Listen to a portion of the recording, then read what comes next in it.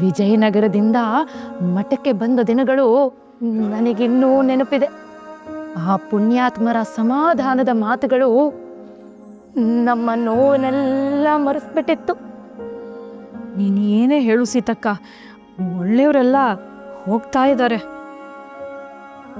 ಅಮ್ಮ, ನೀವು ದಾರಿ ಉದ್ದಕ್ಕೂ ಅವ್ರದ್ದೇ ಗುಣಗಾನ ಮಾಡ್ಕೊಂಡ್ಬಂದ್ರಿ.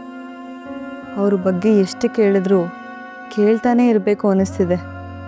ಹೌದು, ಅವ್ರು ಸ್ವರ್ಗಕ್ಕೆ ಸೇರ್ಕೊಳ್ಳೋಕ್ಕೂ ಮುಂಚೆ ಈ ಮುತ್ತು ನಮ್ಮ ಮನೆ ಸೇರೋ ಹಾಗೆ ಮಾಡಿದ್ರು. ಅದೇ ನಮ್ಮ ಪುಣ್ಯ. ಅದು ನಿಮ್ಮ ಪುಣ್ಯ ಅಲ್ಲ ಅಮ್ಮ, ನನ್ನ ಪುಣ್ಯ. ಹಾಂ, ನೀವು ಬಂದ ತಕ್ಷಣ ಒಂದು ವಿಷಯ ಹೇಳೋಣ ಅಂತ ಕಾಯ್ತಾ ಇದ್ವಿ. ಏನು ವಿಷಯ ಮಾಧವಣ್ಣ? ಅದು ಈ ಮನೇಲಿ ವಿಚಿತ್ರಗಳು ನಡೀತಾ ಇದ್ದಾವೆ. ಏನಾಯ್ತು?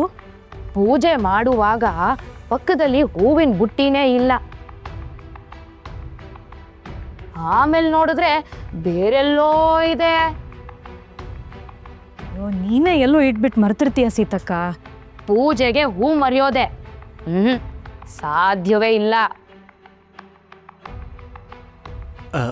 ನೋಡಿ, ಇದೆಲ್ಲ ಆಗ್ತಾ ಇರುತ್ತೆ, ಚಿಂತೆ ಮಾಡಬೇಡಿ.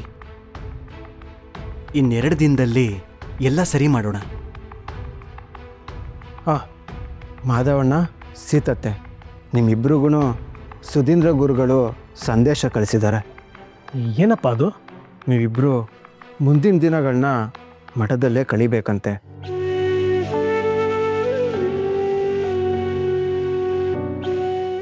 ನಾವು ಇವರಿಬ್ಬರನ್ನ ಬಿಟ್ಟಿರೋದಾ? ಗೋಪಿ, ಮುಪ್ಪು ಬಂದ್ರು ಮೋಹ ಬಿಡ್ತಿಲ್ವಲ್ಲೇ ನೀನು? ಅದು ಹಾಗಲ್ಲ ಸೀತಕ್ಕ. ಇದ್ದಕ್ಕಿದ್ದಾಗೆ ನೀವು ಒಂದು ಕಡೆ, ಗುರು ಒಂದು ಕಡೆ, ವೆಂಕಟನಾಥ ಒಂದು ಕಡೆ, ಇದೆಲ್ಲ ಹೊರಗಿಸ್ಕೊಳಕ್ ಆಗ್ತಿಲ್ಲ. ಮೊದಲು ಹೊಂದಾಣಿಕೆ ಆಗೋದು ಕಷ್ಟ, ಹೊಂದ್ಕೊಂಡ ಮೇಲೆ ಬೇರೆ ಬೇರೆ ಆಗೋದು ಕಷ್ಟ. ಇದೇ ಅಲ್ವಾ ಜೀವನ? ಅದಕ್ಕೆ ನಾವು ಯಾವತ್ತೋ ತೀರ್ಥಯಾತ್ರೆ ಮಾಡೋ ತೀರ್ಮಾನ ತಗೊಂಡಿದ್ವಿ. ವೆಂಕಟನಾಥನ ಮದುವೆ ಕಾರಣದಿಂದ ಅದನ್ನು ಮುಂದೂಡಿದ್ವಿ. ಈಗೇನು ನಾವು ದೇಶಾಂತರ ಹೋಗಲ್ವಲ್ಲ, ಕುಂಭಕೋಣ ಮಠದಲ್ಲೇ ಇರ್ತೀವಿ. ಹೌದು, ಗುರುಗಳು ಒಂದೊಳ್ಳೆ ಅವಕಾಶನೇ ಕಲ್ಪಿಸ್ಕೊಟ್ಟಿದ್ದಾರೆ. ಅಲ್ಲಿ ಸತ್ಯವತಿ ಇರ್ತಾರೆ, ನಮ್ಮ ಶ್ಯಾಮ ಭಟ್ರು ಇರ್ತಾರೆ, ಅವ್ರ ಜೊತೆಗೆ ನಾವು ಇರ್ತೀವಿ. ಕುಂಭಕೋಣ ಮಠ ಏನ್ ದೂರಾನೇ, ನೋಡ್ಬೇಕು ಅನ್ಸಿದ್ರೆ 10 ಹೆಜ್ಜೆ ಬಂದ್ರಾಯ್ತು.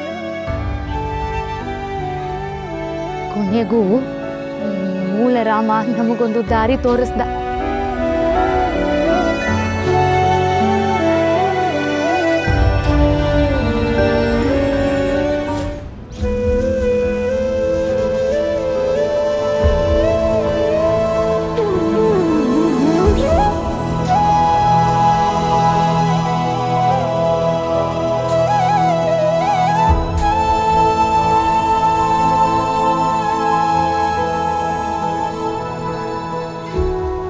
ಗುರುಗಳು ಕ್ಷಮಿಸ್ಬೇಕು, ನಾವಿಲ್ಲಿ ಕೂತ್ಕೋಬೋದೆ?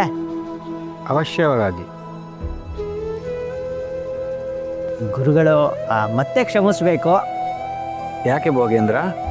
ಗುರುಗಳು ಯಾವಾಗ ನೋಡಿದ್ರು ಓದ್ಕೊಂಡೇ ಕೂತಿರ್ತೀರಿ. ಸ್ವಲ್ಪ ಹೊತ್ತು ಮಠದಲ್ಲಿ ಓಡಾಡಿಕೊಂಡು ಯಾವ್ಯಾವ ಮೂಲೆಯಲ್ಲಿ ಎಷ್ಟೆಷ್ಟು ಬಿಲ ಇದೆ ಅನ್ನೋದು ನೋಡ್ಕೋಬಾರ್ದೆ? ಯಾಕೆಂದರೆ ಇಲ್ಲಿ ಹೆಗಣಗಳು ಜಾಸ್ತಿ. ಭೋಗೇಂದ್ರ, ನಾನು ಮಠಕ್ಕೆ ಬಂದಿರೋದು ದೀಕ್ಷೆಗೆ. ನನ್ನ ಆಸಕ್ತಿ ಜ್ಞಾನಾರ್ಜನೆ, ಅಧ್ಯಯನ, ಅಧ್ಯಾಪನ ನನ್ನ ಅಭ್ಯಾಸವೇ ಹೊರತು ಮಠದ ವ್ಯವಹಾರ ಅಲ್ಲ. ಯಾಕೆ ಆಗಬಾರ್ದು ಗುರುಗಳೇ? ದೊಡ್ಡ ಗುರುಗಳು ಅಧ್ಯಯನ ಅಧ್ಯಾಪನ ಮಾಡಿಕೊಂಡೆ ಮಠ ನಡೆಸಲಿಲ್ವೇ? ಅದು ಅಲ್ಲದೆ ಗುರುಗಳು ದೇಹ ಬಿಡೋಕ್ಕೂ ಮುಂಚೆ ನಿಮ್ಮ ಬಗ್ಗೆ ಒಳ್ಳೆ ಅಭಿಪ್ರಾಯ ಕೊಟ್ಟಿದ್ದಾರೆ. ಕಿರಿಯ ಗುರುಗಳು ಬೇರೆ, ನಿಮ್ಮವರೇ. ಮಠ ಈಗ ಸಂಪೂರ್ಣ ನಿಮ್ಮ ಕೈಯಲ್ಲೇ ಇದೆ. ನೋಡು ಭಾಗ್ಯೇಂದ್ರ, ನಾನು ಮಠಕ್ಕೆ ಯಾಕೆ ಬಂದಿದ್ದೀನಿ ಅಂತ ಗುರುಗಳಿಗೆ ಗೊತ್ತು. ಅವ್ರು ನನಗೆ ಏನು ಕೊಡಬೇಕು ಅದು ಕೊಡ್ತಾರೆ. ಇದರ ಬಗ್ಗೆ ಇನ್ನು ಚರ್ಚೆ ಬೇಡ.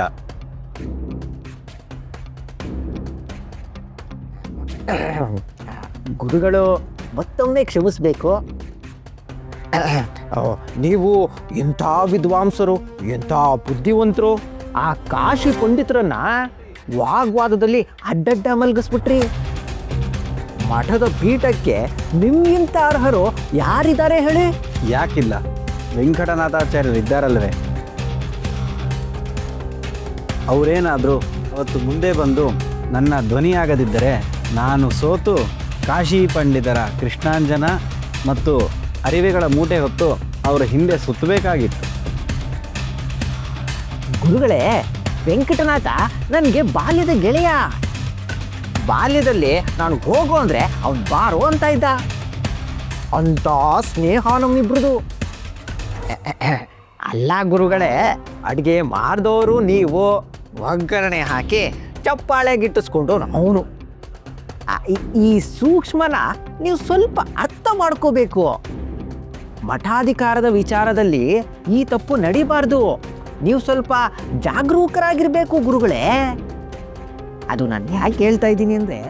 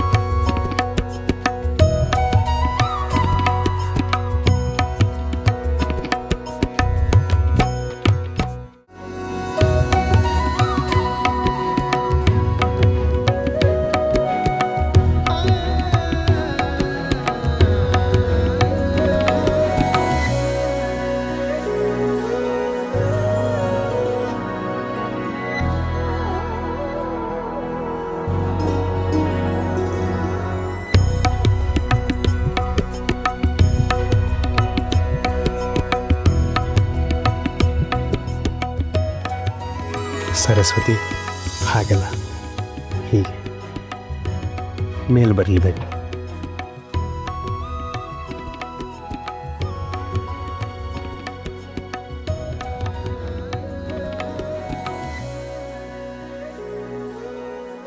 ನಿಲ್ಲು. ಇದರ ಕಲಿಕೆ ಇನ್ನೂ ಆಗಿಲ್ಲ. ಈಗಲೇ ಈ ಪ್ರಯತ್ನ ಬೇಡ. ಕಲಿಕೆ ಮುಗಿದ ಮೇಲೆ ನಾನು ಹೇಳ್ತೀನಿ, ಆಗ ದೇವ್ರ ಮುಂದೆ ಕೂತು ನುಡಿಸುವಂತೆ. ನನಗೆ ನೀವೇ ದೇವರು. ನಿಮ್ಮ ಮುಂದೆನೇ ನಾನು ಮೊದಲು ನುಡಿಸೋದು. ದೇವರ ಮುಂದೆ ನುಡಿಸೋದು ಸಂಪ್ರದಾಯ. ನಾನೇನು ಸಂಪ್ರದಾಯ ಮುರಿತೀನಿ ಅಂತ ಹೇಳ್ತಾ ಇಲ್ಲ.